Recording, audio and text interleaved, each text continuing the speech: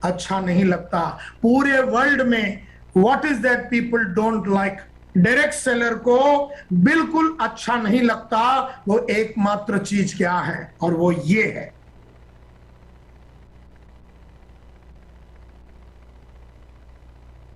वो ये है कि हम में से हर आदमी को ये बात बिल्कुल पसंद नहीं है कि हमें उन लोगों को फोन करना है जो हमसे मिलना नहीं चाहते हैं, और हमें उनसे वो बात करनी है जो वो हमसे करना नहीं चाहता। जिंदगी भर हमें उनसे मिलना है जो हमसे मिलना नहीं चाहते हैं, और हमें उनसे वो बात करनी है जो साला वो हमसे करना नहीं चाहता है। जिंदगी भर मुझे सक्सेसफुल होने के लिए मुझे एक ही टाइप के आदमी को मिलना पड़ेगा, और वो कौन है? वो है जो हमसे मिलना नहीं चाहता, और अगर मिले तो वो हमसे वो बात करना नहीं चाहता जो हम उनसे करना चाहते हैं। हम उनसे बात करना चाहते हैं डिस्ट्रीब्यूटर बनाने का, उसकी जिंदगी बनाने का, उसको नाम देने का, सम्मान देने का, इज्जत देने का, उसे आगे बढ़ाने का हम बात करना चाहते हैं, लेकिन वो हमसे मिलना नहीं चाहता और हमसे वो बात करनी ही नहीं चाहती जो हम उनसे करना चाहते हैं। जिंदगी भर व्हाट्सएप तुम्हें इसी इंसान को मिलना है। किससे मिलना है? वो इंसान जो तुमसे मिलना नहीं चाहता। और बात क्या करनी है तुम्हें? वो बात करनी है जो तुमसे वो करना नहीं चाहता। क्योंकि ये बात मैं इस बात से साबित करता हूं कि आज तक मेरे को ये बताइए, आपको कोई भी आदमी ने आगे से फोन नहीं किया, और अगर आपने किसी को फोन कर दिया, आपने अगर किसी को फोन कर दिया, वत्स साहब ने या मुकेश जी ने या मनीषा जी ने या किसी ने भी, अत्री जी ने मेरे को अगर फोन कर दिया, मैं अगर एक प्रोस्पेक्ट हूं, तो आपने जब मुझे फोन किया तो मैंने ऐसे तो कभी नहीं कहा अत्री जी आप कहां थे, मैं पिछले 20-25 साल से डायरेक्ट सेलर बनना चाहता था, मैं पैसे कमाना चाहता था, मैं नाम बनाना चाहता था, आपको देखने के लिए अत्री जी मेरी आंखें तरस गई, कहां थे आप इतने साल से, कहां थे? आइए मुझे बेचिए, मेरे को डिस्ट्रीब्यूटर बनाइए, मुझे आप सफायर से डायमंड लेके जाइए, आइए कहां छुपे थे, बैठ जाइए, कितना पैसा देना, क्या काम करना। एक भी आदमी तुम्हें ऐसा नहीं मिलेगा, मर जाओगे तुम, लेकिन एक जालिम में ऐसा नहीं मिलेगा। तुम्हें सिर्फ वही मिलेगा जो तुम्हारे चड्डी में बम लगाएगा, जो तुमसे कहेगा I am not interested, I will get back to you, हम सोच के बताएंगे, बाद में आना, मेरे को आप पे विश्वास नहीं है, ये तो मनी लॉन्ड्रिंग का बिजनेस है, मनी मल्टीप्लाइंग का बिजनेस है, चले जाइए मेरी नजरों से, वापिस कभी नहीं आना। जिंदगी भर साले यही मिलेंगे हमें, और इनको ही मनाना है और इनको ही ट्रांसफॉर्म करना है। तो आज के बाद ये उम्मीद से नहीं जाना कि तुमने फोन किया तो वो दरवाजा खोल के तुम्हें अपने गोदी में बिठा लेगा और तुम्हें प्रेजेंटेशन देने के लिए वो एक रास्ता बना देगा। ये तो होने वाला नहीं है। और इसी नापसंदी के वजह से, इसी नापसंदी, क्या बात की नापसंदी है हमें सबको? कि हमें उससे मिलना है जो हमसे मिलना नहीं चाहता, और हमें उनसे वो बात करनी है जो हमसे नहीं करना चाहता। जिंदगी भर मरते दम तक हम डायरेक्ट सेलर्स को उसी से मिलना पड़ेगा जो तुमसे मिलना नहीं चाहता, और उससे वो बात करनी पड़ेगी तुम्हें जो वो तुमसे करना नहीं चाहता। और ये बात सक्सेसफुल लोग समझ गए हैं, लेकिन जो अनसक्सेसफुल है ना, वो इंतजार में है कि कोई तो बुलावे, और अगर हम जावे तो वो हमको साला रेड कारपेट डाल के वेलकम करे। और इसीलिए अनसक्सेसफुल और एवरेज लोग फील्ड में जाने से घबराते हैं, क्योंकि वो उस आदमी के इंतजार में है जो उससे मिलना चाहता है, और ऐसा एक भी आदमी अब इस प्लैनेट पे जिंदा नहीं है। तुम्हें जिंदगी भर उसी आदमी से मिलना है जो तुमसे मिलना नहीं चाहता, और तुम्हें उससे वो बात करनी है जो वो तुमसे करना नहीं चाहता। इसी नापसंदी की वजह से तुम अपना टाइम को नहीं बराबर वापरते हो। इसी नापसंदी की वजह से डायरेक्ट सेलर लोग लिस्ट नहीं बनाते हैं। व्हाट्सएप की आवाज निकल जाएगी, व्हाट्सएप बोलते लिस्ट बनाइए, लिस्ट बनाइए, लिस्ट बनाइए, लिस्ट बनाइए, लिस्ट बनाइए, फोन कीजिए, फोन कीजिए, फोन कीजिए, फोन कीजिए। और हमारा डायरेक्ट सेलर सोच रहा है अबे साले लिस्ट किसका बनाओ? उसको जो हमसे मिलना नहीं चाहता। और हमसे वो बात नहीं करना चाहता, उसका लिस्ट बनाओ। अरे लिस्ट बना के मिलना भी किसको है? लिस्ट बना के मिलना उसको है जो मिलना नहीं चाहता, और वो बात करनी नहीं चाहती जो हमसे वो करना चाहता है, वो करना ही नहीं चाहता। तो फिर मैं क्यों लिस्ट बनाऊं? बच्चा, मैं क्यों लिस्ट बनाऊं? मैं क्यों लिस्ट बनाऊं? मैं क्यों प्रोस्पेक्टिंग करूं? मैं क्यों वो बैठ के सारा 200-300 जन का नेचुरल और अननेचुरल मार्केट में मैं क्यों बनाऊं? क्योंकि बनाने के बाद भी मुझे उसी से मिलना है जो मुझसे मिलना नहीं चाहता, और मुझसे वो बात नहीं करनी चाहती है जो मैं उससे करना चाहता हूं। और इसीलिए हमारा रिफ्यूजल है, रिलक्टेंस है। हम एक डेफिनेट प्रोस्पेक्टिंग प्रोग्राम को फॉलो नहीं करते हैं, सिस्टम को फॉलो नहीं करते हैं, सेल्स को तैयारी नहीं करते, सेल्स के बारे में पढ़ते नहीं है, अपने टाइम को ऑर्गेनाइज नहीं करते, अपने एफर्ट को ऑर्गेनाइज नहीं करते, इस एक नापसंदी की वजह से। लेकिन ये बात सक्सेसफुल लोग जान चुके हैं कि मुझे सुबह उठ के उसी से मिलना है जो मुझसे मिलना नहीं चाहता, और मुझे वो सब काम करनी है जो मुझे अच्छा नहीं लगता। मुझे हर वो काम करना है जो मुझे अच्छा नहीं लगता, और मुझे उन लोगों को मिलना है जो मुझसे मिलना नहीं चाहते, और मुझसे वो बात करना नहीं चाहते जो मैं उससे करना चाहता हूं। और मुद्दा ये है कि व्हाई डू पीपल से नो टू अस? हमें लोग ना क्यों बोलते हैं? मुद्दा यह है कि लोग ना क्यों बोलते हैं? क्योंकि लोगों को ये बात एक्सेप्ट करने के लिए रेडी नहीं है कि अब तक उन्होंने अपने जिंदगी में कुछ बड़ा नहीं किया। ये बात वो बर्दाश्त नहीं कर सकते कि तुम जैसे आदमी बाहर से आके उसको बता देवे, अरे ओ टीचर, तू 20 साल से टीचिंग का काम कर रहा है, 40,000 का पगार कमाता, मेरे साथ जुड़ जा, मैं तेरे को 4 लाख की तरफ लेके जाता हूं। ये बात टीचर भले ही कमाना चाहता है, लेकिन ये बात बाहर वाला आके जब टीचर को बोलता है तो उसे बड़ा दुख होता है कि ये बात मुझे क्यों नहीं पहले एहसास हुआ, और क्यों आरसीएम का आदमी को आके मुझे बताना पड़ा। मैं इतना बुद्धिशाली आदमी हूं, मैं टीचर हूं, मेरे को ये बात समझ में क्यों नहीं आया, और 20 साल में मैं 40,000 रुपए के पगार तक क्यों पहुंचा। ये बात उसे एक्सेप्ट करने को अच्छा नहीं लगता। इसीलिए लोग हमसे मिलना नहीं चाहते हैं, क्योंकि लोगों की सच्चाइयां खुल जाती हैं। They don't want to accept that what they have accomplished till now is not enough. वो टीचर ये बात को एक्सेप्ट नहीं करना चाहता है कि उसने अपनी जिंदगी में बहुत सारी चीजें जो वो कर सकता था और जो आज हमारे साथ मिलके कर सकता है, वो ये किया नहीं, और 20 साल उसका वेस्ट हो गया। ये बर्दाश्त नहीं कर सकता वो टीचर, और इसीलिए कोई फोन करता है तो मिलने नहीं देता है। लेकिन हमें उस टीचर को मालामाल बनाना है। हमें हमारे को transforming lifes and transforming India जो हमारा मूल मंत्र है, हमारे को अपने आप को चार्ज करना है, अपने आप को चार्ज करना है, और चार्ज अपने आप को इतना करना है कि हम ट्रांसफॉर्म करेंगे दूसरे के लाइफ को और पूरे देश को ट्रांसफॉर्म करेंगे। हमने ये ठेका लिया हुआ है, इस ठेके के भावना को दिल में लेके जाके उसकी चार्ज को लगा के आप जब मार्केट में उतरोगे दूसरों को ट्रांसफॉर्म करने के लिए, तो वो तो मालामाल होगा, और उसको मालामाल करने के चक्कर में हम भी मालामाल हो जाएंगे। उसके सपनों को पूरा करने के चक्कर में हमारे सपने साकार हो जाएंगे। लोग हमसे क्यों मिलना नहीं चाहते हैं? क्योंकि वो तो नॉर्मल ह्यूमन बीइंग है, और हम लोग उसको एबनॉर्मल बनाने के चक्कर में हैं। आदमी नॉर्मल से एबनॉर्मल बनने में कतराता है, घबराता है। और जैसे मुकेश जी ने कहा, एक लीडर ही लगेगा जो ये नॉर्मल 40,000 रुपया कमाने वाला वो टीचर को 4,000 के सपने दिखाते हुए, उसको उस तरह का नॉलेज को देते हुए, उसके एटीट्यूड में बदलाव लाते हुए, उसके कौशल्य में इंप्रूवमेंट लाते हुए, उसकी आदतों में, टीचर की आदतों में परिवर्तन लाते हुए, उसको स्ट्रेटजीज देते हुए हमारे को एक लीडर लगेगा जो वो टीचर के लाइफ में उतर के उस टीचर को बदल के उस टीचर को कंप्लीटली ट्रांसफॉर्म, रूपांतरित करना है।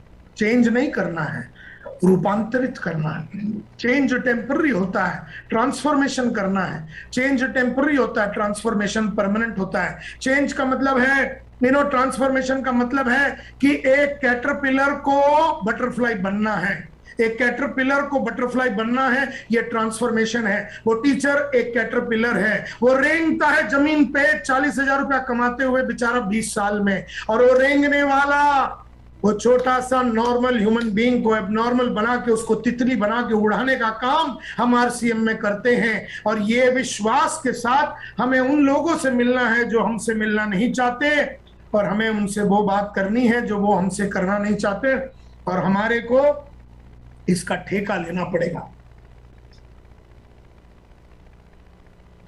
My dear friends, everyone likes to be appreciated about everything that they have accomplished in life. हर आदमी चाहता है कि कोई आके उसकी तारीफ करे कि वाह वाह आपने बहुत कुछ कर दिया। लेकिन एक टीचर ने 20 साल में 40,000 रुपया का पगार कमा के कोई बहुत बड़ा काम नहीं किया, हम उसकी तारीफ करने नहीं जा रहे, हम उसको चैलेंज करने जा रहे हैं। अब वो चैलेंज जो भी आदमी करने जा रहा है, वो अगर एकदम सरफिरा जिहादी पागल नहीं होगा, तब तक वो टीचर हमारे संगत में नहीं लगेगा। तो लोग पूछते हैं कि नायर साहब लोग ट्रेनिंग में क्यों नहीं आते हैं? क्योंकि ट्रेनिंग में आने के बाद, ट्रेनिंग में इसलिए नहीं आते हैं, क्यों नहीं आते हैं लोग ट्रेनिंग में? और इसलिए नहीं आते हैं ट्रेनिंग में क्योंकि उनके बारे में उनको एहसास हो जाता है कि उनमें बहुत सारी कमियां हैं। Why is that you don't want to come for training? Because you don't want others to tell you or inform you that what you've been doing needs correction. कोई भी आदमी ट्रेनिंग में इसलिए नहीं आना चाहता है क्योंकि ट्रेनिंग में आने के बाद उसकी पोल खुल जाती है, उसकी कमियां बाहर आ जाती है, उसको पता चल जाता है कि उसका जीवन अधूरा क्यों है, उसे पता चल जाता है उसके जीवन में कमियां क्या है, उसे पता चल जाता है कि उसे बहुत सारा परिवर्तन और रूपांतरण करना पड़ेगा। इसीलिए लोग ट्रेनिंग में नहीं आते हैं माय डियर फ्रेंड्स। तो मुद्दा अब ये उठता है कि why do successful people develop those habits that they dislike themselves? Successful लोगों ने वो करने की आदत क्यों डाली जो उन्हें अच्छा नहीं लगता? सक्सेसफुल लोगों ने वो करने की आदत क्यों डाली जो उन्हें अच्छा नहीं लगता? Why do successful people develop those habits that they dislike themselves?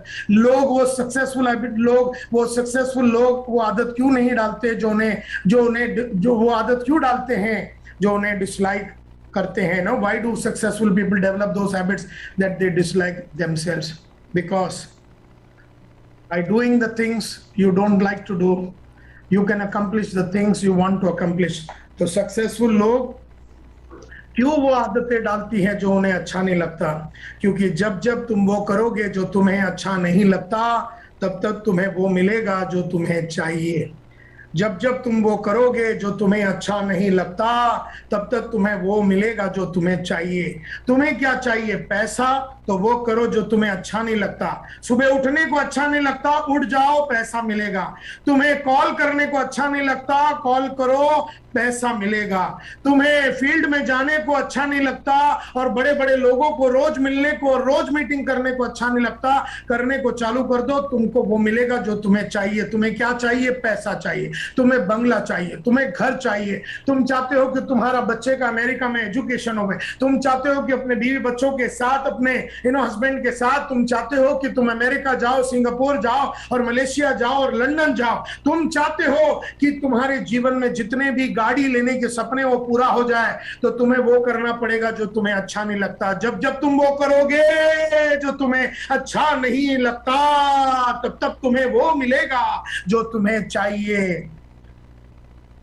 अभी तक की बातें अगर समझ में आ रही है तो जो पैनल पे बैठे वो जरा थम्स अप कर दीजिए, तो मुझे पता चल जाएगा कि आपको मेरी आवाज क्लियरली सुनाई दे रही है और मेरी हिंदी भी आपको ठीक ठाक समझ में आ रही है। ऐसा मानते हुए मैं चलता हूं, एक थम्स अप दे दीजिए अगर आपको मेरी बातें समझ में आ रही है। बहुत बढ़िया, thank you very much my dear friends, बहुत ही सुंदर। आगे बढ़ते हैं। तो जब जब आप वो करेंगे जो तुम्हें अच्छा नहीं लगता, तब तब तुम्हें वो मिलेगा जो तुम्हें अच्छा लगता है। तो मुझे चाहिए था कि मैं मेरी बीवी के पूरी सपने, मेरे माँ बाप के पूरे सपने, घर का सपना, गाड़ी का सपना, बंगले का सपना, बाकी सारे सपने, पोजीशन का सपना, मुझे डायमंड बनना है, मुझे रूबी से स्टार रूबी बनना है, मुझे सफायर और सफायर से स्टार सफायर बनना है, मुझे डायमंड बन के स्टार डायमंड बनना है, मुझे वो बनना है। लेकिन वो बनने के लिए मुझे वो करना पड़ेगा जो मुझे अच्छा नहीं लगता, और मुझे उस आदमी से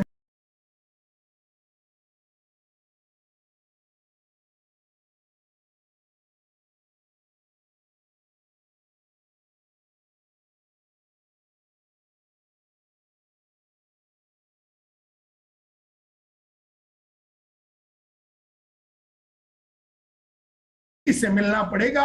हर क्षण, हर दिन, हर क्षण उस आदमी से मिलना पड़ेगा जो मुझसे मिलना नहीं चाहता, और उससे वो बातें करनी पड़ेगी जो वो मुझसे करना नहीं चाहता। तो माय डियर फ्रेंड्स, मुद्दा ये उठता है, तो फिर ये सक्सेसफुल लोग जो ये आदतें डालती है, कौन मजबूर कर रहा है ये आदतें डेवलप करने के लिए? What makes them develop successful habit? वो क्या करते हैं? अभी तो हम समझ में आ गया, ये समझ में आ गया कि वो उन लोगों को मिलते जो मिलना नहीं चाहते, और उनसे वो बात करते हैं जो वो बात करना नहीं चाहते। ये भी बात समझ में आ गया कि जिंदगी भर वो करते हैं जो उन्हें अच्छा नहीं लगता। ये भी बात समझ में आ गया कि जब जब आप वो करेंगे जो आपको अच्छा नहीं लगता, तब तब आपको वो मिलेगा जो आपको चाहिए। लेकिन कौन है जो ये आदतें डलवाने में प्रोत्साहित करता है? कौन है वो जालिम? कौन है वो?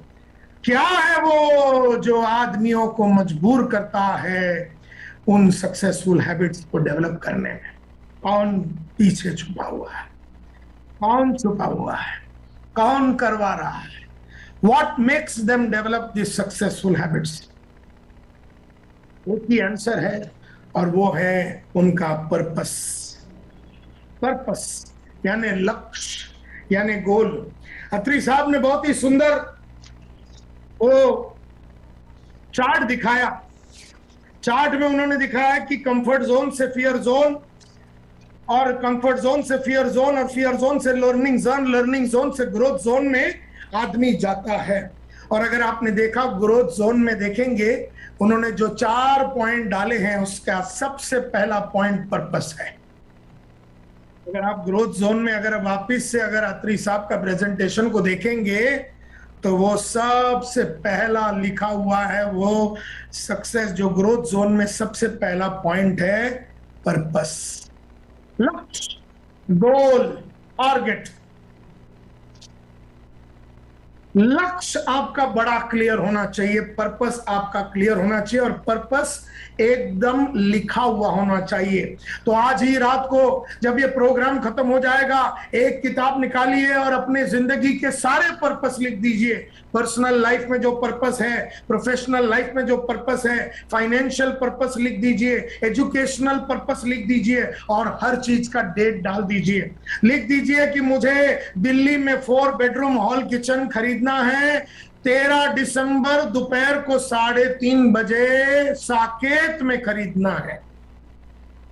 यानी 1,500 स्क्वायर फीट का या 4,000 स्क्वायर फीट का मुझे घर खरीदना है। तो देखिए, पर्पस बड़ा क्लियर होना चाहिए, स्मार्ट होना चाहिए। SMART, SMART का मतलब है S फॉर स्पेसिफिक होना चाहिए, M का मतलब है मेजरेबल होना चाहिए, A का मतलब है अचीवेबल होना चाहिए, R का मतलब है रेलेवेंट होना चाहिए, और T का मतलब है टाइम बाउंड होना चाहिए। तो टाइम बाउंड होना चाहिए, रेलेवेंट होना चाहिए, स्पेसिफिक होना चाहिए, और हम मेजर कर सकना चाहिए।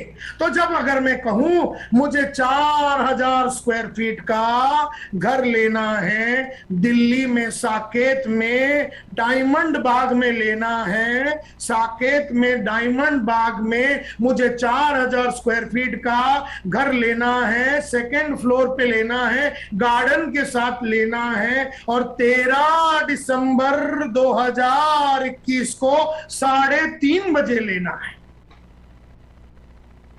तो स्पेसिफिक है, मेजर कर सकते हैं 13 तारीख को कि ये हुआ है कि नहीं, स्पेसिफिक है। S for specific, M for measurable, A for attainable, ये अचीव हो सकता है कि नहीं, R फॉर रियलिस्टिक और रेलेवेंट होना चाहिए, और T फॉर टाइम बाउंड होना चाहिए। आपने टाइम भी डाल दिया। पर्पस ये नहीं होता मुझे बड़ा आदमी बनना है, ये कोई पर्पस नहीं होता। मुझे बहुत आगे बढ़ना है, ये ख्याल है, ये पर्पस नहीं है, ये एक पॉलिटिकल स्टेटमेंट है। मुझे बहुत कुछ करना है, मुझे इस देश के लिए करना है, अभी तो कुछ नहीं कर पाएगा। तो क्लियर बता, मुझे लाल कलर की, मुझे इलेक्ट्रिक रेड लाल कलर की XUV 700 महिंद्रा का लेना है। 11 जनवरी मेरी बेटी का बर्थडे के दिन 4 बजे दोपहर को लेना है, और महिंद्रा एक्सयूवी A7 26 लाख रुपए का गाड़ी इलेक्ट्रिक रेड कलर का मुझे लेना है। 11 जनवरी दोपहर में 3:30 बजे मेरी बेटी का बर्थडे। ये एक स्पेसिफिक पर्पस होता है। और मेरे पास अगला, क्योंकि मैं 136 में मरने वाला हूं, अभी मैं खाली 58 का हुआ हूं, कच्ची कली हूं मैं, और 58 का उम्र में मेरे पास 136 तक का जितने भी गोल्स हैं, जितने भी पर्पस है, वो लिखा हुआ है 1111। मतलब क्या क्या करना है, मुझे प्लेन कब लेना है, मुझे बंगला कब लेना है, मेरा खुद का आइलैंड कब लेना है, मेरे पास सब लिखा हुआ है। पर्पस एकदम स्मार्ट होना चाहिए। पर्पस तुमसे वो करवाती है जो तुम्हें अच्छा नहीं लगता। जालिम, ये पर्पस ही है, ये गोल ही है जो तुमसे वो करवाती है जो तुम्हें अच्छा नहीं लगता। क्योंकि पर्पस में ताकत है, तुम में ताकत नहीं है। देयरफॉर जिस आदमी के पास क्लियर पर्पस नहीं है, उसे सुबह उठने के बाद ये पता ही नहीं है कि वो लड़ किस लिए रहा है, वो मार्केट में क्यों जा रहा है। और जब मैं अगर वत्स साहब को, मेरा प्रोस्पेक्ट है और मैंने वत्स साहब को फोन कर दिया और मैं वत्स साहब को एज ए प्रोस्पेक्ट मिलने जा रहा हूं, तो मैं अपना रोल्स रॉयस का गाड़ी खरीदने के लिए वत्स साहब को जुड़वाने जा रहा हूं। वत्स साहब जुड़ेंगे, वत्स साहब आगे बढ़ेंगे, उसमें मेरे को रोकड़ा मिलेगा, उस रोकड़े से मैं आज रोल्स रॉयस का स्टीयरिंग खरीदूंगा। तो मैं वत्स साहब को जुड़वा रहा हूं ताकि मेरा रोल्स रॉयस का एक एक पुर्जा रेडी हो जावे। फिर मैं अरविंद को जुड़वाऊंगा, फिर मैं मुकेश जी को जुड़वाऊंगा, फिर मैं मनीषा जी को जुड़वाऊंगा। एक एक आदमी को जुड़वाते जुड़वाते मेरा वो रोल्स रॉयस का बंदोबस्त होगा, मेरा वो आइलैंड का बंदोबस्त होगा, मेरा वो प्लेन का बंदोबस्त होगा, मेरा अगला गाड़ी का बंदोबस्त होगा। मेरी बेटी को अमेरिका जाके पढ़ाई करना, जिसके लिए 1 करोड़ रुपए की जरूरत है। मैं मार्केट में जा रहा हूं वत्स साहब को आरसीएम का माल बेचने नहीं, मैं आरसीएम का डिस्ट्रीब्यूटरशिप बेचने नहीं जा रहा हूं। मैं वत्स साहब को मिलने जा रहा हूं ताकि मेरी बेटी को मैं अमेरिका बेच सकूं, और उसके लिए मुझे 1 करोड़ रुपया चाहिए। और वो 1 करोड़ रुपया का 10 लाख रुपया आप मेरे को कमा के देंगे, और आपको वो कमाने के लिए, और 10 लाख रुपया आप मेरे को कमा के देंगे, लेकिन वो आप मेरे को तब देंगे जब मैं आपको 1 करोड़ रुपया कमाने का रास्ता दिखाऊंगा। मैं आपको 1 करोड़ कमाने का रास्ता दिखा के मैं आपको पढ़ाऊंगा, मैं आपको लिखाऊंगा, मैं आपको उस मंजिल तक पहुंचाऊंगा। आप मेरे को 10 लाख देंगे, वो 10 लाख से मैं मेरी बेटी का 1 करोड़ का जो सपना है, न्यूयॉर्क में जाके न्यूयॉर्क यूनिवर्सिटी में पढ़ाई करने का, उसका जो सपना है, मेरा जो पर्पस है, उसके लिए मैं रोज मार्केट में उतरता हूं। तो मार्केट में हम माल बेचने नहीं उतरते हैं, हम अपना पर्पस को अचीव करने के लिए उतरते हैं। लेकिन तुम्हारा पर्पस क्या है? लिखा हुआ है, अगला 50 पर्पस लिखा हुआ है, डेट के साथ लिखा हुआ है, टाइम के साथ लिखा हुआ है, क्लैरिटी के साथ लिखा हुआ है। अगर नहीं लिखा हुआ है तो पर्पस जो तुम्हें प्रोत्साहित करता है वो करने के लिए जो तुम्हें अच्छा नहीं लगता, वो तुम्हारे को करवा ही नहीं सकेगा, क्योंकि तुम्हारे पास तो पर्पस ही नहीं है। तो माय डियर फ्रेंड्स, सक्सेसफुल लोग वो क्यों करते हैं जो उन्हें, वो कौन है जो उनसे वो करवाता है जो उन्हें अच्छा नहीं लगता? What makes them develop the successful habits? Purpose, purpose, purpose, लक्ष्य, गोल। जो नाम बोलना है बोल लो, लेकिन स्मार्ट होना चाहिए, SMART होना चाहिए, स्पेसिफिक होना चाहिए, मेजरेबल होना चाहिए, अटेनेबल होना चाहिए, रियलिस्टिक होना चाहिए। मुझे मेरे टीम में 15 स्टार रूबी बनाने हैं, मुझे मेरे टीम में 15 स्टार रूबी बनाने हैं, और 14 मार्च 2022 को शाम को 5 बजे के पहले बनाना है। ये लक्ष्य होता है। क्लियर है? कितना? 15, कभी 14 मार्च, कभी 2022, कितने बजे? 5 बजे। ये एक पर्पस होता है। जब ये पर्पस बहुत स्ट्रांग होता है और ये दिल से जुड़ा हुआ पर्पस होता है, दिमाग से नहीं, दिल से, इमोशनल पर्पस होता है, सचमुच में दिल से आप करना चाहते हो। मैं दिल से रोज एक बेच के घर जाना चाहता था, क्योंकि मैं दिल से चाहता था कि लोगों का घर का साफ सफाई होवे। मैं दिल से आरसीएम में अगर काम करता हूं तो मैं दिल से काम कर रहा हूं कि वो टीचर अपनी छोटी जिंदगी से बाहर निकले, और ये लक्ष्य के साथ मैं उतरता हूं। तो what makes them develop the successful habit? Purpose. तो मुद्दा ये है कि आपका लाइफ का पर्पस क्या है। मुद्दा ये है कि what is your purpose today. तो लोग मेरे को मिलते हैं, वो मेरे को बोलते नायर साहब मेरा है ना पर्पस है ना, हाँ मेरी है ना एक फैमिली है, और मेरी जो मेरी एक डेढ़ मेरी एक बीवी है, मेरे 1.5-2 बच्चे हैं ये, और मेरे फादर है, ये मेरे मदर है। मैं चाहता हूं कि थोड़ा सा एक्स्ट्रा इनकम मिल जावे। मैं तो टीचर हूं, मैं सुबह से शाम काम करता हूं और मैं 40,000 कमाता हूं, थोड़ा सा 5-10 हजार रुपया मिल जावे एक्स्ट्रा, तो थोड़ी जो पेट्रोल का भाव बढ़ गया है, जो दाल का भाव बढ़ गया है, जो तरकारी की भाव बढ़ गई है, थोड़ा सा एडजस्टमेंट हो जावे। ये मेरा लक्ष्य है, ये मेरा पर्पस है। क्या ये लक्ष्य हो सकता है माय डियर फ्रेंड्स? यस और नो? अपने मन से पूछिए कि क्या ये एक पर्पस हो सकता है कि बस मेरी बीवी है, मेरे बच्चे हैं 1.5-2, और मेरे को 40 कमा रहा हूं, तो सोच रहा हूं 45 हो जावे, 5-10 हजार रुपए एक्स्ट्रा मिल जावे आरसीएम में। क्या ये पर्पस हो सकता है? ये पर्पस बिल्कुल नहीं हो सकता है, क्योंकि 40,000 रुपया कमाने के लिए टीचर किसको मिल रहा है रोज? वो 50 बच्चे को मिल रहा है। पढ़ा क्या रहा है? वो गणित पढ़ा रहा है या इंग्लिश पढ़ा रहा है, और उसे कोई अनजान आदमी को तो मिलना है नहीं। तो उसका सेट लाइफ है, उसका सेट लाइफ है, उसको सिर्फ उससे मिलना है जो रोज उससे मिलते हैं, और झक मार के बेचारे बच्चे बैठे रहते हैं। अभी अच्छा पढ़ावे ना पढ़ावे, बच्चों को समझा नहीं समझा, वो झक मार के बेचारे बच्चे बैठे रहते हैं, और ये एकदम बाजब एकदम बादशाह के माफत उनको पढ़ाते रहते हैं। अब 40,000 रुपया कमा रहा है, और 5-10 हजार के लिए क्या वो आदमी उन लोगों से मिलेगा जो उससे मिलना नहीं चाहता, और रोज बैठ के लिस्ट चुकाएगा? आज के तारीख में 40,000 रुपया कुछ भी नहीं करके, सिर्फ नॉर्मली हिस्ट्री सिखा के, जानकार बच्चे लोगों को सिखा के, नया कोई भी नॉलेज को अपडेट करने की जरूरत नहीं, नया कोई कलाकारी डेवलप करने की जरूरत नहीं, नई कोई आदतें डेवलप करने की जरूरत नहीं। उस 40 को 45,000 रुपया या 50,000 रुपया बनाने वाला आदमी अपने पास आएगा तो साला वो तो कुछ करेगा नहीं, और अपनी उससे कराने की चाहत को भी साला मिटा डालेगा वो। इसीलिए मैं हमेशा कहता हूं कि लोग बोलते हैं कि सर मेरी एक बीवी है, 1.5-2 बच्चे हैं, तूर दाल का भाव बढ़ गया है, पेट्रोल का भाव बढ़ गया, सोचा 5-10 हजार रुपए एक्स्ट्रा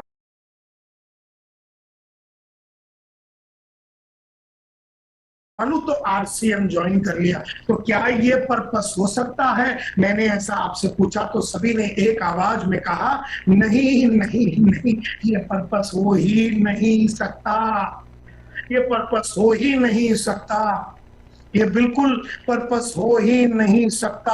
हाँ, अगर वो टीचर चाहता है कि 5-2 साल के अंदर मैं ये सारी नौकरी छोड़ दूं और मैं महीने का 2.5 लाख 3 लाख रुपया बना लूं, ताकि ये छोटी सी जिंदगी तड़प तड़प के जो जी रहा हूं, ये तड़पता हुआ जिंदगी से बाहर निकल के, मैं मेरी बीवी को आज तक कुछ नहीं दे सका, मैं मेरे फादर मदर को कुछ नहीं दे सका, मैं मेरी बेटियों को हिंदी मीडियम स्कूल में डाल के रखा हूं, मैं इसको इंग्लिश मीडियम में डालना चाहता हूं, मैं मेरी बीवी को सिंगापुर लेके जाना चाहता हूं, मैं अपने बड़ी छोटी सी कोठी है मेरी, उसमें साली 2 रूम भी नहीं है, जिसमें एक में मेरा भाई रहता है, एक में मेरे माँ बाप रहते हैं, और मैं तो बाहर बीवी के साथ सुनता हूँ, एक चुम्मा लगाने के लिए साला रात के 11 बजे तक मेरे को इंतजार करना पड़ता है। तो मैं ये जो एडजस्ट करने का जो जीवन है, ये जीवन से मुक्त होके मैं ऐसा 4 बेडरूम हॉल किचन की तरफ जाना चाहता हूँ।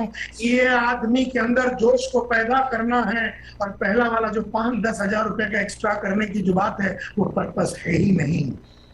तो उन लीडरों में वो ताकत होनी चाहिए कि आदमी के अंदर उस तरह का प्रोत्साहन और जोश को भरना चाहिए। तो हमसे लोग तुम्हारा पर्पस क्या है जब मैंने पूछा, तो लोगों ने कहा कि सर मेरी एक फैमिली है, उसको सपोर्ट करना है, and I have a living for my family. क्या ये पर्पस नहीं है नायर साहब? तो मैं कहता हूं नहीं नहीं नहीं, क्योंकि अगर ये पर्पस है तो जालिम तुमको एडजस्ट करने की आदत लग चुकी है। ये छोटी जिंदगी में ना टीचर को एडजस्ट करने की आदत लग गई है, और इसीलिए मेरा अगला डायलॉग बहुत इंपॉर्टेंट है। आसान है एडजस्ट करके अपनी जिंदगी को जीना और गरीबी में रहना, आसान है it is easy to adjust, adjust करके जीना आसान है। It is easy to adjust ourselves to the hardships of a poor living. गरीब जीवन की, गरीब और छोटी जीवन की तकलीफों को बर्दाश्त करके एडजस्ट करना आसान है। गरीब जीवन की छोटी सी जिंदगी की तकलीफों को बर्दाश्त करना आसान है, लेकिन it is easy to adjust ourselves to the hardships of a poor living than it is to adjust ourselves to the hardship of making a better one. बेहतरीन जिंदगी को जीने के लिए एडजस्टमेंट नहीं, बहुत फुर्तीली काम लगेगी। अगर मैं एक एग्जांपल दूं कि हम लोग कैसे एडजस्ट करते हैं, तो उसका एक एग्जांपल ध्यान से सुनिए। समझो मेरे सामने एक 23 बरस का लड़का है, 23 ईयर ओल्ड लड़का है, और वो बहुत ही हंसमुख सा एक लड़का है, और नाम है उसका सुरेंद्र वत्स। समझो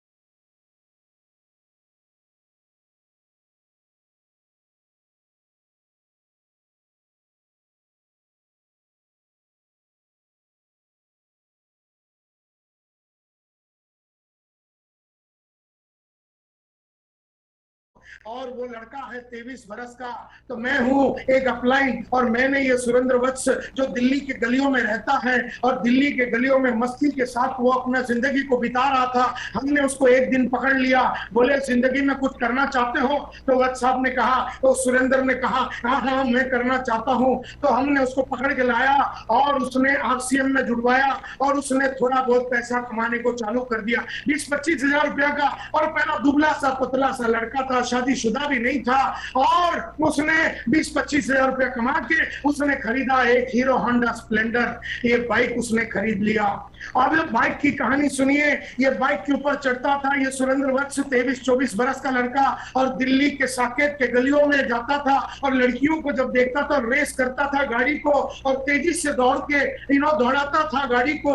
जिंदगी उसकी बीत रही थी, और 2 साल में उसके पापा ने उसको पकड़ लिया, उसके पिताजी ने उसको पकड़ लिया। बोले नालायक, इतना बड़ा घोड़ा हो गया, शादी कब करेगा? तो वत्स ने कहा मैं तो बचपन से पापा रेडी था, आपने इतना डिले करा दिया। तो इसके हरियाणा के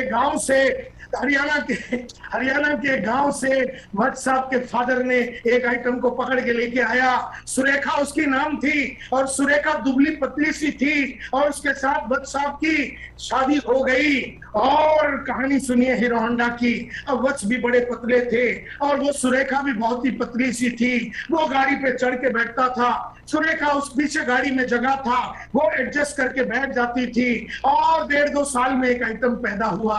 1.5-2 साल में जब एक आइटम पैदा हुआ, एक लड़का पैदा हुआ, तो सुरेखा भी मोटी हो गई, और लड़का भी एकदम तंदुरुस्त पैदा हुआ। तो वत्स साहब गाड़ी की कहानी सुनिए, अब हीरो होंडा की कहानी सुनिए। अब वत्स साहब भी थोड़े मोटे हो गए हैं, पेट भी आ गया, तोंद भी आ गया, और वत्स साहब गाड़ी में चढ़ के बैठ गए। और उसने अपनी बीवी को कहा कि एक काम कर सुरेखा, तू थोड़ा सा एडजस्ट करके पीछे हो जा।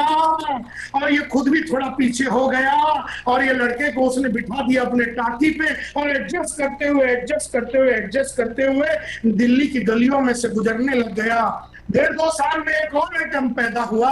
तब पहला वाला 4 बरस का हो गया, अभी एक लड़की पैदा हो गया। तब इसकी बीवी जो है उसने हद पार कर दी साइंस में।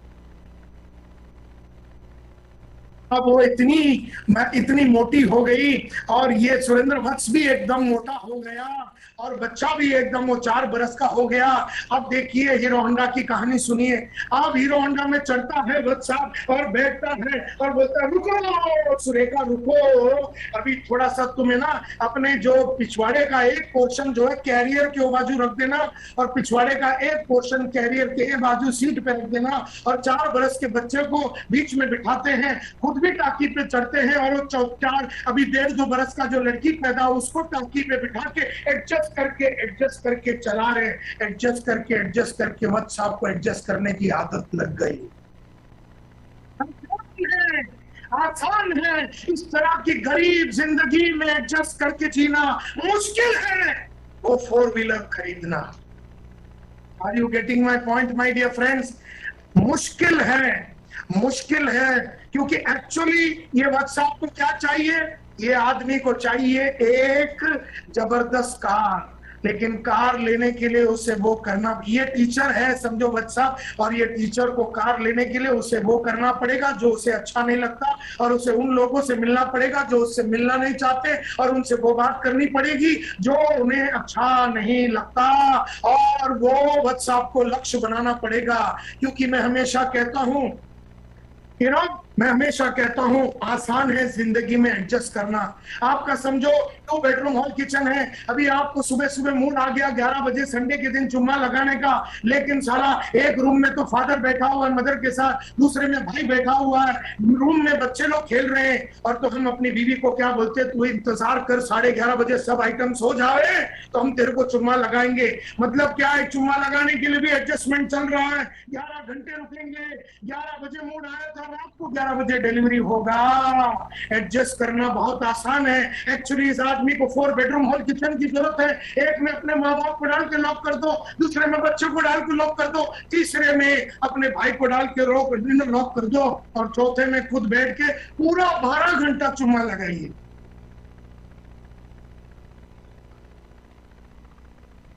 माय डियर फ्रेंड्स, लेकिन 12 घंटा चुम्मा लगाने के लिए तुम्हें 4 बेडरूम लेना पड़ेगा। अब उस 4 बेडरूम के लिए उस टीचर को उससे मिलना पड़ेगा जो उससे मिलना नहीं चाहता है, और उससे जालिम वो बात करनी पड़ेगी जो वो करना नहीं चाहता है, और वो सभी इंसान और वो सब आदतें उस टीचर को डालना पड़ेगा जो टीचर को अच्छा नहीं लगता। आजकल टीचर सिर्फ वही कर रहा है जो उसे अच्छा लगता है, टीचर का काम करना अच्छा लगता है, और क्योंकि डर लगता है दूसरा कुछ करने से, तो काम करना टीचर का अच्छा लगता है। बच्चों को और बोलता है मैं बहुत पढ़ाने में मेरा बड़ा दिल करता है, लेकिन अंदर से उसका दिल रोता है कि मेरे बच्चे एकदम छोटे स्कूल में पढ़ते हैं, मैं अपने बीवी बच्चे और माँ बाप के सपने को पूरा नहीं कर सकता हूँ। ये सच्चाई को टीचर को झापड़ मार के समझाने का काम हम लीडरों का है आरसीएम में। तो हम में से कई लोगों को एडजस्ट करने की आदत लगी, और एडजस्ट करके घर में एडजस्ट करके, बाइक में एडजस्ट करके, छोटी जिंदगी में एडजस्ट करने की आदत लग गई है, और हम आदत से मजबूत हो गए, मजबूर नहीं है, हम आदत से मजबूत हो गए। आदत से मजबूर क्या मजबूरी है तेरी? क्या मजबूरी है तेरी कि तू 4 लाख रुपया नहीं कमा सकता? क्या मजबूरी है टीचर की कि वो बड़ा जिंदगी नहीं कमा कर सकता? क्या मजबूरी है उसकी? कोई मजबूरी नहीं है, खाली उसको फटके लगाने की जरूरत है, और फटके और झटके हमने अपने बातों से अगर लगा दी, से अगर गर्म कर दिया, तो हम रोज ऐसे 10 आदमी के लाइफ को बदल सकते हैं। यह है कॉमन डिनोमिनेटर ऑफ सक्सेस। तुम्हें उससे मिलना है जो तुमसे मिलना नहीं चाहते हैं, और तुम्हें उससे वो बात करनी है जो वो उससे करना नहीं चाहता, और तुम्हें वो सब डालनी पड़ेगी आदतें जो तुम्हें अच्छा नहीं लगता, और जब तुम वो करोगे जो तुम्हें अच्छा नहीं लगता, तब तक तुम्हें वो मिलेगा जो तुम्हें चाहिए, और एडजस्टमेंट की जिंदगी से तुम्हें बाहर आना है।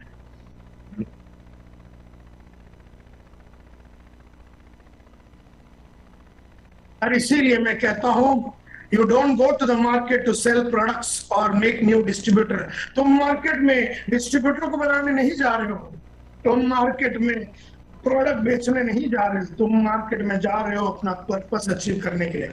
और कसम भवानी की, अगर मुझे वो गाड़ी लेनी है, और व्हाट्सएप मेरे प्रोस्पेक्ट है, मेरे गाड़ी और मेरे बीच में व्हाट्सएप नहीं आ सकते। मैं आपको मनाऊंगा व्हाट्सएप, मैं आपको पटाऊंगा, मैं आपको याद दिलाऊंगा, मैं आपका पर्पस याद दिलाऊंगा, मैं आपका गोल भी लिखाऊंगा, मैं आपको वो सब बातें समझाऊंगा, आपको टीचर की जिंदगी से आपको बाहर निकालूंगा, क्योंकि मुझे भी मेरा पर्पस कंप्लीट करना है।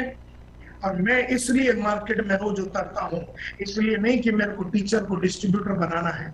टीचर को डिस्ट्रीब्यूटर बनाना कोई पर्पस नहीं हो सकता, लेकिन अपने पर्पस को हासिल करने के लिए तुम रोज मार्केट में उतरते। तुम्हारी ताकत नहीं है, तुम्हारी ताकत तुम्हारी पर्पस के अंदर छुपा हुआ है। It is the strength of your purpose. आपकी पर्पस की ताकत है जो आपसे वो करवा रही है जो आपको अच्छा नहीं लगता। तुम्हारे में ताकत नहीं है, तुम्हारे पर्पस में ताकत है, लेकिन तुम्हें अगर मालूम ही नहीं है कि तुम्हारा पर्पस क्या है तो तुम्हारे में ताकत ही नहीं है।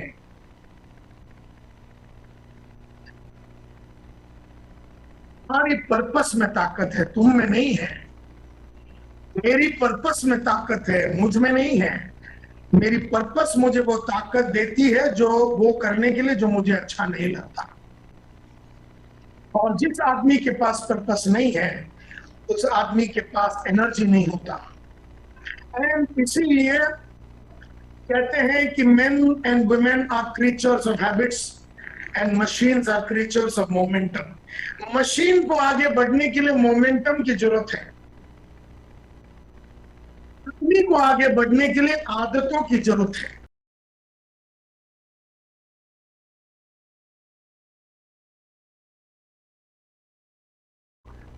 यानी अगर आप एक लिफ्ट देखेंगे, एलिवेटर देखेंगे, तो लिफ्ट के अंदर एक मोटर है। जैसे ही आप बटन प्रेस करेंगे मोटर एक्टिवेट हो जाता है, लिफ्ट में मोमेंटम आता है। एक अगर ट्रेन है तो ट्रेन आप आगे नहीं बढ़ती है, ट्रेन में एक इंजन है, इंजन उसको मोमेंटम देती है। अगर एक प्लेन उड़ना चाहती है तो खाली प्लेन अगर जमीन पे है तो जब तक आप इस इंजन को चालू नहीं करोगे तब तक प्लेन जो है वो उड़ेगी नहीं। इस तरह से आदमी उड़ता है जब उसके अंदर आदतें हैं। आदमी की मोमेंटम आदतों से आती है, प्लेन में मोमेंटम इंजन से आती है। आदमी को आदतों की जरूरत है, प्लेन को इंजन की जरूरत है। Men and women are creatures of habit and machines are creatures of momentum। यानी men and women को आदतें लगेगी और मशीन को इंजन या मशीन को इंजन लगेगी, या सॉरी इंजन मतलब ट्रेन को इंजन लगेगी, प्लेन को इंजन लगेगी, लिफ्ट को एक मोटर लगेगा, इंसान को आदतें लगती है। और इसीलिए मैं कहता हूं कि ये एलिवेटर होवे, लिफ्ट होवे, ट्रेन होवे, प्लेन होवे, ये कभी भी आगे नहीं बढ़ सकते हैं जब तक उसको मोमेंटम नहीं मिले। और मोमेंटम उसको इंजन और मोटर से मिलता है। जिंदगी में आदमी उठेगा नहीं जब तक उसके पास पावरफुल आदतें नहीं है। आदतें दो टाइप की होती है, एक अच्छी आदत और एक बुरी आदत।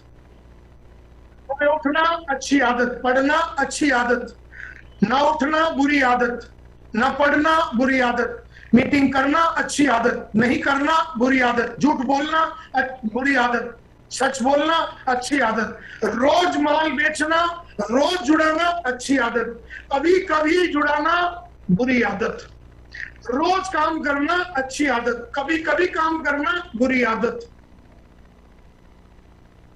कंज्यूम करना न्यूट्रिशनल सप्लीमेंट, न्यूट्री चार्ज का अपने आप को चार्ज करने के लिए, ताकि आप ट्रांसफॉर्म कर सकते हैं लाइफ को और इंडिया को ट्रांसफॉर्म कर सकते हैं। तो न्यूट्री चार्ज का चार्ज लेते हुए, सप्लीमेंट्स को लेते हुए, दूसरों को मजबूर करते हुए और दूसरों को प्रोत्साहित करते हुए हम अपने आप को चार्ज करेंगे और उसी तरह से अपने आप को ट्रांसफॉर्म करेंगे। उस चार्ज और ट्रांसफॉर्मेशन से हम दूसरों का ट्रांसफॉर्मेशन करते हुए पूरी देश की ट्रांसफॉर्मेशन करेंगे। इसीलिए तो जय आरसीएम का नारा लगा के रोज सुबह उठते हैं।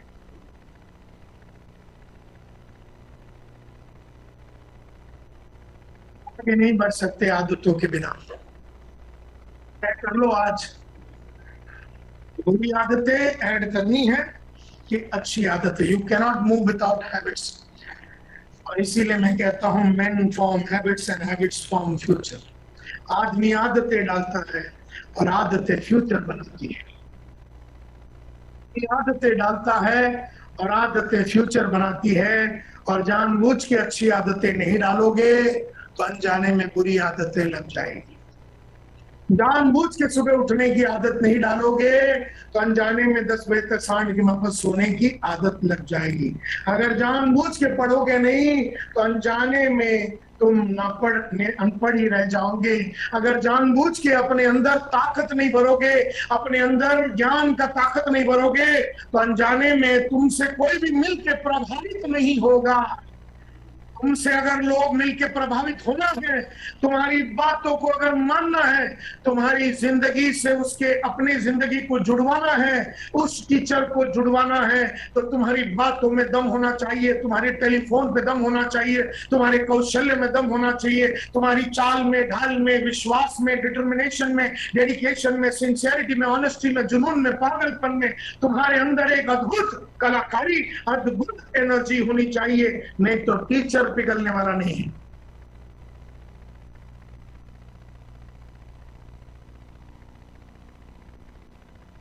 इसीलिए सबसे बढ़िया आदत और सबसे बड़ा आदत क्या होना चाहिए? मैं हमेशा बोलता हूं डायरेक्ट सेलर को, सबसे बढ़िया आदत और सबसे बड़ा आदत जो आपको डालनी है वो है एक प्रोफेशनल डायरेक्ट सेलर बनने का।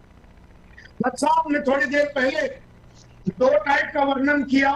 उन्होंने कहा एक होता है प्रोफेशनल और एक होता है एमेच्योर। एमेच्योर यानी के जिसको आता नहीं है वो गेम, और प्रोफेशनल यानी के उसे वो गेम आता है। भट्ट साहब की उस बात को ही लेके एमेच्योर होता है एक आदमी जिसे आता नहीं है गेम, बोलता है ना एमेच्योर एक्टर है, उसे एक्टिंग नहीं आती है। और एक होता है शबाना आजमी, एक होता है नाना पाटेकर, एक होता है नवाजुद्दीन, और ये लोग जो है प्रोफेशनल एक्टर्स है। एक होता है ओम पुरी, नसीरुद्दीन शाह, ये प्रोफेशनल एक्टर्स होते हैं। एक होता है, तो कहते हैं कि एक होता है प्रोफेशनल, एक होता है एमेच्योर। इसको हम अलग तरीके से अगर देखें तो एक होता है गली का क्रिकेट और एक होता है विराट कोहली का प्रोफेशनल क्रिकेट। ऐसा इसमें किस में मिलता है? गली के क्रिकेट में। तो आपने भी खेला है, तो आपने भी खेला है क्रिकेट, तो हमने भी खेला है क्रिकेट, तो मिलिंद ने भी खेला है क्रिकेट, तो मुकेश ने भी खेला है क्रिकेट, तो महावीर जी ने भी खेला है क्रिकेट, तो आप सबने खेला है। के बैंक अकाउंट में विराट कोहली के मार्फत 4,500 करोड़ रुपया क्यों नहीं पड़ा हुआ? तो आपने गली का क्रिकेट खेला।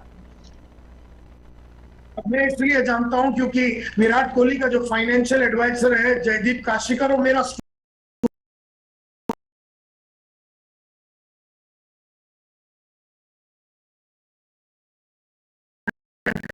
वो कुछ भी नहीं था, उसे वहां तक पहुंचने की कलाकारी हमने सिखाई। होता गली का क्रिकेट, जहां ना कोई रूल होता है, ना कोई टेक्निक होता है, ना कोई देख रहा है, ना कोई बोल रहा है, ना कोई पढ़ा रहा है, ना कोई पढ़ रहा है, ना कोई लिख रहा है, ना कोई जान रहा है, ना कोई परख रहा है। बस उसने वहां से कैसा भी बॉलिंग किया, इसने कहां से भी मारा, लोगों ने थोड़ा चीटिंग वीटिंग किया, टाइम पास हो गया। ये गली का क्रिकेट है। और विराट कोहली का क्रिकेट के लिए रोज 3 घंटे प्रैक्टिस करने पड़ते हैं। सुबह बॉडी बनाना पड़ता है 5 घंटे। जाकिर हुसैन एक होता है गली का तबला बजाने वाला और एक होता है जाकिर हुसैन। और जाकिर हुसैन एक शाम का 1 करोड़ रुपया लेता है। और मैं दिल्ली आया था थोड़ा देर पहले, और वहां पर एक होटल में वो शाम को गजल गाते हैं लोग और गाना गाते हैं, उधर भी एक तबला वाला बैठा, उसको 1,500 रुपया मिलता है रात। एक रात का उसको 1,500 मिलता, 2 घंटे का, उसी 2 घंटे का दूसरे आदमी को उसी चीज को बजाने के लिए 1 करोड़ रुपया मिलता है। उसने उस तबले की पूरी मास्टरी की, उसने उस तबले को प्रोफेशन करके लिया। वो रोटी के लिए नहीं कर रहा था, वो 2 वक्त के रोटी के लिए नहीं कर रहा था, उसने उस चीज को प्रोफेशन करके माना। और जैसे मनीषा जी ने कहा, मैंने सेल्स को एक नौकरी करके, एक खाली टाइम पास करे, कोई तो नौकरी करना है तो सेल्समैन का नौकरी कर लिया, नहीं माता, मैंने इसको अपना प्रोफेशन करके चुना। तो एक होता गली का क्रिकेट, एक होता प्रोफेशनल क्रिकेट, एक होता गली का बैडमिंटन जो आपने और हमने खेला, एक होता साइना नेहवाल और पीवी सिंधु का। और पीवी सिंधु का बैडमिंटन से उसको पद्मश्री मिल जाता है। 100 करोड़ 200 300 करोड़ का डील साइन करते हैं ब्रांड एम्बेसडर कंपनियां उसके साथ, क्योंकि उस प्रोफेशनल की इज्जत है। 8 घंटे रोज का प्रैक्टिस करती है पीवी सिंधु, 8 घंटे, और तब जाके उसको ओलंपिक का मेडल मिला, या फिर जो भी उसे मिला। इसी तरह से एक होता है गली का चेस और एक होता है विश्वनाथन आनंद का चेस। एक होता है गली का वेट लिफ्टिंग जो घर में से बैठ के वेट लिफ्टिंग करता, और एक है मीराबाई चानू का प्रोफेशनल वेट लिफ्टिंग, जिससे आज वो मालामाल हो रही है और उसे ओलंपिक में टोक्यो में मेडल मिल गया, सिल्वर मेडल मिल गया उसको। एक होता है गली का धंधे वाला, और एक होता है नारायण मूर्ति और रतन टाटा जैसे धंधे वाले, प्रोफेशनल धंधे वाले। हमारे चेयरमैन भी त्रिलोक जी जो है वो भी एक प्रोफेशनल।